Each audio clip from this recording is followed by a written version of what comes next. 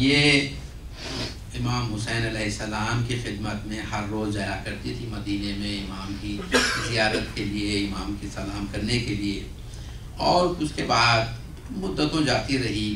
اس کے بعد اس کی پیشانی پر کوڑ کا نشان ہو گیا، برس کا نشان ہو گیا، اور وہ اپنے سر کو لپیٹ کر الگ ہو گئی اور امام کی خدمت میں نہیں جا رہی تھی. وہ بہت پریشان تھی کہ میرے چہرے پر، میری پیشانی پر یہ سفید داغ ہو گیا ہے. امام نے دیکھا کہ کچھ دن یہ مومنہ نہیں آئی، تو امام نے معلوم کیا کہ حبابے کیوں نہیں آ رہی ہے. تو لوگوں نے بتایا کہ اس کے پیشانی پر کوئی بیماری ہو گئی ہے اور وہ اس لحاظ سے گھر پر ہی ہے. امام نے اپنے اصحاب سے کہا کہ چلے ہم چلتے ہیں، اور اس کی عیادت کے لیے پہنچے. وہ جا نماز پر بیٹھی ہوئی تھی، اور اس کے بعد امام پہنچے اور امام نے اس سے کہا کہ تم ہمارے زیارت کے لیے بہت دنوں سے نہیں آئی، وجہ کیا ہے؟ اس نے وہ جو کپڑا باندھا تھا وہ کپڑا کھول دیا اور کہا کہ فرزند رسول اس وجہ سے میں آپ کی خدمت میں حاضر نہ ہو سکی. امام نے اپنا ہاتھ پھیرا اور اس کے بعد امام نے کہا کہ حبابے تم پھر سے اللہ کا شکر ادا کرو. وہ کہتی ہے کہ میں پھر سجدے میں چلی گئی، اور جب سجدے میں تھی امام نے کہا کہ حبابے تم سر اٹھاؤ، اور اس کے بعد کہا کہ آئینہ اسے دکھاؤ. اسے آئینہ دکھایا گیا تو کوئی اثر اس پر نہیں تھا. دور کر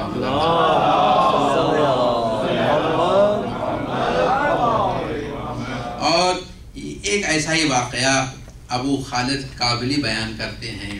یہ واقعہ ہے نصرت ازدی کا. وہ کہتے ہیں کہ یہ شخص امام کی خدمت میں آیا کرتا تھا، اور ایک مرتبہ اس کا آنا بند ہو گیا.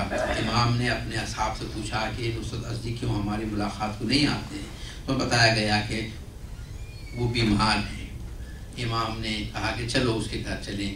امام تشریف لے گئے، اسے دیکھا تو اس نے بتایا کہ اس کے بال جو تھے وہ بیچ سر میں سے اس کے بال دونوں طرف سفید ہو گئے تھے اچانک. اس نے کہا کہ مولا اس وجہ سے میں پریشان ہوں. امام نے اپنی انگلی پھیری اس پر، اور کہتے ہیں کہ اس کے بال سیاہ ہو گئے اور ساری زندگی اس کے بال سیاہ رہے.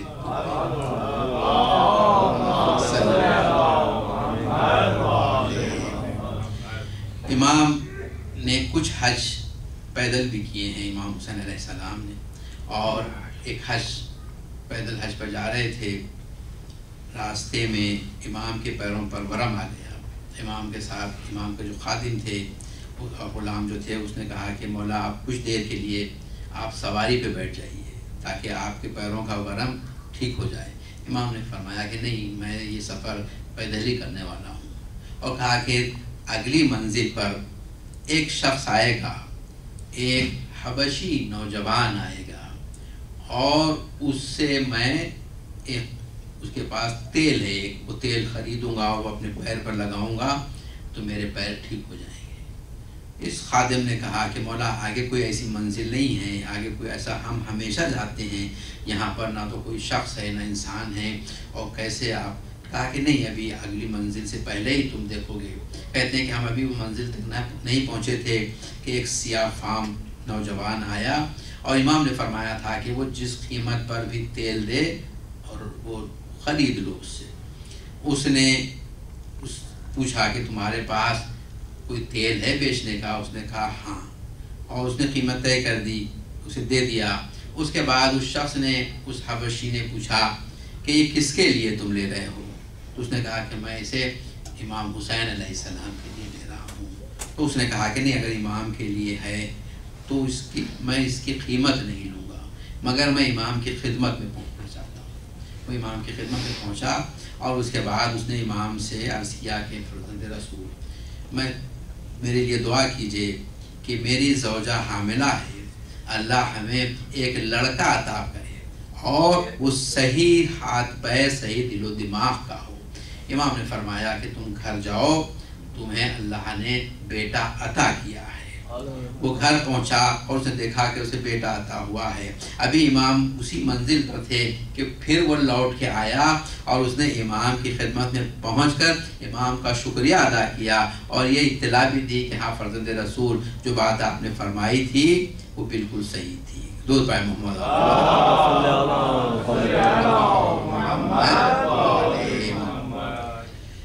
ایک درود سے بہتر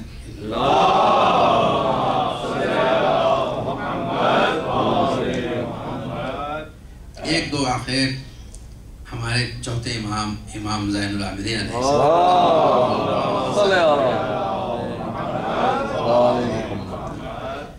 یہ واقعہ بھی ابو خالد کابلی کا ہے. وہ مدینے میں مدتوں اس تلاش میں تھے کہ یہ معلوم کریں کہ امام حسین علیہ السلام کی شہادت کے بعد امام کے جانشین کون ہیں. اور زمانہ اتنا پراشوب تھا کہ آسانی سے یہ سوال نہیں کیا جا سکتا تھا. انہوں نے اپنا سوال بدل دیا. سوال یہ کہ امام حسین علیہ السلام کے جو بھی رشتہ دار تھے ان کے پاس پہنچتے اور جب تھوڑی سی ان سے ملاقات بڑھ جاتی تو اس کے بعد یہ سوال کرتے کہ رسول اللہ کا اسلحہ کس کے پاس ہے, رسول اللہ کی زرہ کس کے پاس ہے. اور بعض لوگوں نے انکار کیا اور جب امام حسین کے چھوٹے بھائی جناب محمد حنفیہ سے پوچھا تو آپ نے پتہ بتایا کہ یہ میرے بھتیجے کے پاس ہے, میرے چوتھے امام کے پاس ہے. وہ کہتے ہیں کہ میں امام کی خدمت میں اس وقت تک نہیں حاضر ہوا تھا اور چاہتا تھا کہ امام کی خدمت میں پہنچوں, مگر مجھے خوف تھا کہ میں کس طرح امام کی خدمت میں پہنچوں کہ حکومت بھی نہ دیکھے. امام کا گھر کا دروازہ ہمیشہ کھلا نہیں ہے. وہ کہتے ہیں کہ میں امام کے دروازے پہ پہنچا, ایک مرتبہ امام کی آواز آئی اندر سے کہ اے کنگر تم اندر داخل ہو جاؤ. اس نے جب کہا کہ کنگر اندر داخل ہو جاؤ, اس نے کہا کہ فرزند رسول میں گواہی دیتا ہوں کہ آپ اللہ کی حجت ہیں اور آپ حقیقی جانشین ہیں. اور اس کے بعد وہ گھر میں داخل ہوا. اس نے امام سے کہا کہ یہ جو نام آپ نے مجھے پکارا ساری دنیا مجھے ابو خالد کابلی کے نام سے جانتی ہے, مگر میری ماں نے میرا نام کنگر رکھا تھا. وہ مجھے کنگر سے صدا کرتی تھی اور بچپن میں میری ماں گزر گئی تھی اور کوئی اور نہیں جانتا سوائے حجت خدا کے کہ میرا اصلی نام کیا ہے.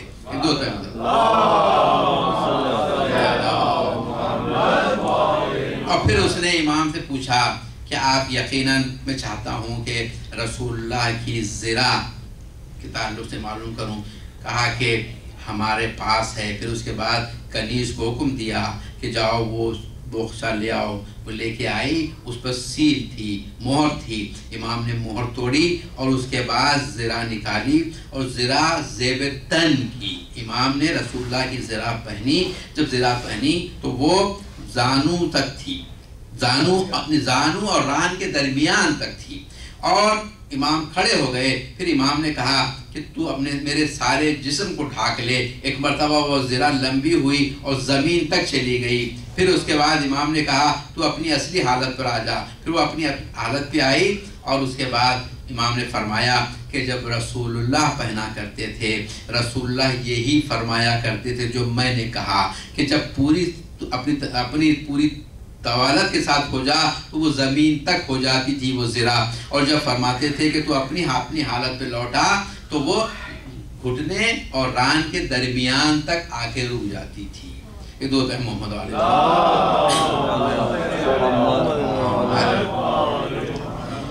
اور ایک واقعہ مالک ابن دینار کا ہے. مالک ابن دینار کہتے ہیں کہ میں امام سے واقف نہیں تھا اور حج پر جا رہا تھا.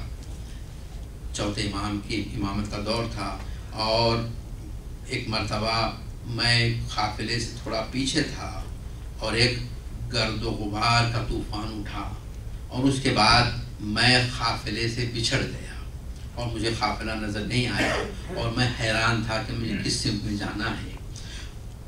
وہ کہتے ہیں کہ میں اسی فکر میں تھا کہ ایک مرتبہ میں نے دیکھا کہ ایک نورانی چہرے کا نوجوان آ رہا ہے.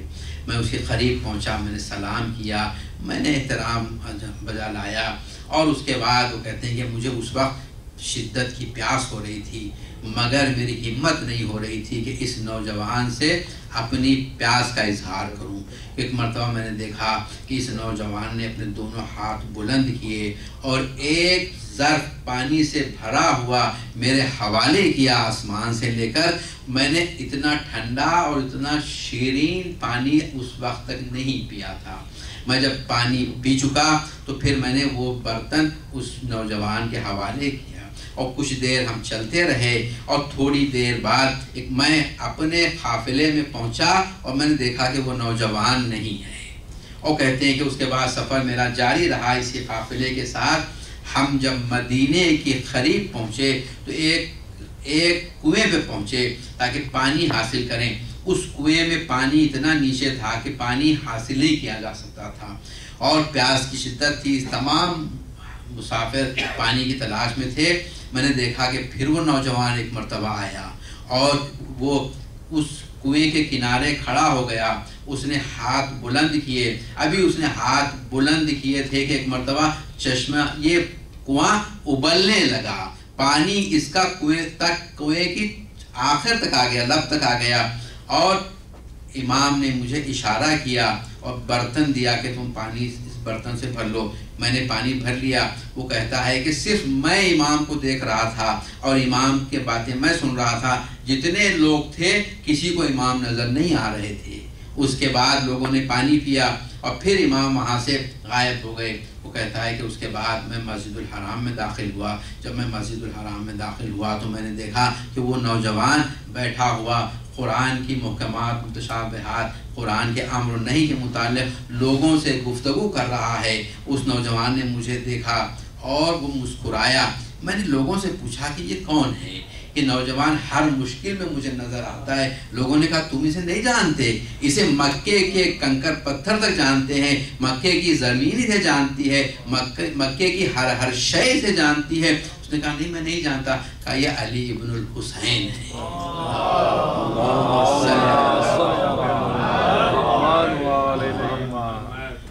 امام کے ایک آدھ واقعہ امام کے اخلاق کا بھی سن لیجیے. دودھ پہ محمد علی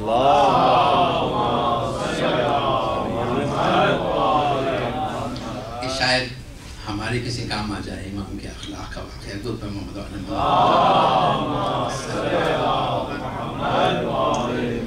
امام کے ایک رشتہ دار امام کے در دولت پر آئے اور امام کی شان میں گستاخی کی. جو کچھ وہ کہہ سکتے تھے امام کی شان میں انہوں نے گستاخی کی. اور امام کے اصحاب بیٹھے ہوئے تھے, وہ چاہتے تھے کہ انہیں ادب کریں. امام نے روک دیا اور انہوں نے گستاخی کی. جتنا کہہ سکتے تھے وہ کہہ کر چلے گئے. اس کے بعد امام نے اپنے اصحاب سے فرمایا کہ تم نے ان کی باتیں سن لی, اب میرا جواب بھی سنو. اگر جو میرا جواب سننا چاہتے ہیں وہ میرے ساتھ چلے. اب راوی کہتا ہے کہ ہم سمجھے کہ امام اب جا کر انتقام لیں گے, مگر جب امام چلنے لگے تو امام نے قرآن کی آیت کی تلاوت فرمائی کہ اللہ غصہ پی جانے والوں کو دوست رکھتا ہے, اللہ معاف کرنے والوں کو دوست رکھتا ہے. وہ کہتے ہیں کہ میں سمجھ گیا کہ امام انتقام کے لیے نہیں جا رہے ہیں. امام پہنچے اپنے اس رشتہ دار کے گھر پر اور آواز دی. وہ آیا اور وہ تیاری سے آیا کہ اب امام اس سے بدلہ لینے کے لیے آئے ہیں. اس کے بعد امام نے اسے کہا کہ دیکھو اے بھائی, تم نے جو باتیں میرے تعلق سے کہی ہیں, اگر یہ باتیں مجھ میں ہیں, یہ برائیاں اگر مجھ میں ہیں, تو میں اللہ سے دعا کرتا ہوں کہ پروردگار تو مجھے بخش دے. اور اگر یہ برائیاں مجھ میں نہیں ہیں تو میں اللہ سے دعا کرتا ہوں کہ اللہ تمہیں بخش دے. جب اس نے یہ سنا تو اس نے کہا کہ اللہ جانتا ہے کہ کسے اپنا نمائندہ بنائے, کسے امام بنائے، کسے حجت بنائے. میں نے جو باتیں کہیں یہ سب برائیاں مجھ میں ہیں اور آپ میں نہیں ہیں. یہ دو پائے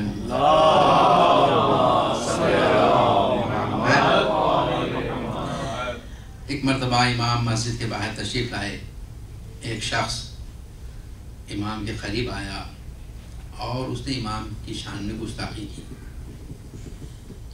اور امام کے گلے پر، امام کے شانے پر ایک شال تھی، اس نے وہ شال کھینچی، اس طرح کھینچی کہ امام کی گردن زخمی ہو گئی. امام کے جو خادم تھے وہ اسے مارنا چاہتے تھے، امام نے اسے روک دیا. اور اس کے بعد امام نے اس شخص سے کہا کہ اے شخص، تم جو چیزیں میرے تعلق سے جانتے ہو وہ بہت کم چیزیں ہیں، تم میرے تعلق سے بہت کم چیزوں کا علم رکھتے ہو، اور جن باتوں کا تمہیں علم نہیں ہے میرے تعلق سے وہ بہت زیادہ ہیں، لہٰذا اس بنا پر تم یہ باتیں مجھ سے کہہ رہے ہو. اب یہ بتاؤ کیا تمہیں کوئی مدد کی ضرورت ہے؟ اب وہ شرمندہ ہو گیا اور اس کے بعد میں سر جھکا لیا. امام نے اپنی وہ شال اتاری اور کہا کہ یہ تمہیں میں دیتا ہوں، اسے دے دی اور وہ لے لیا. امام کا شکریہ ادا کرنے لگا. اس کے بعد امام نے اپنے خادم سے کہا کہ اگر ممکن ہے اسے 1000 درہم بھی دے دو. تو 1000 درہم بھی امام نے اسے عطا کیے. کہتے ہیں کہ اس کے بعد وہ مدینے میں رہنے لگا اور جب بھی امام کو دیکھتا تھا تو اس کے بعد کہتا تھا کہ یقیناً آپ رسول اللہ کی اولاد ہیں، آپ ہی اللہ کی حجت ہیں، آپ ہی اللہ کے امام ہیں. یہ دو بار